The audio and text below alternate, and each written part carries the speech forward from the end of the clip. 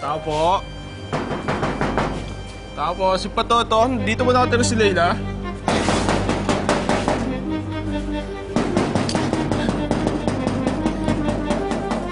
Tao po.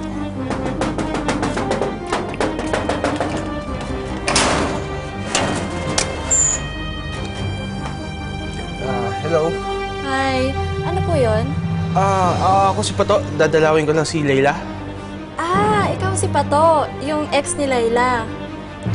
Ako nga yung ex-boyfriend niya. Sandali lang po ha.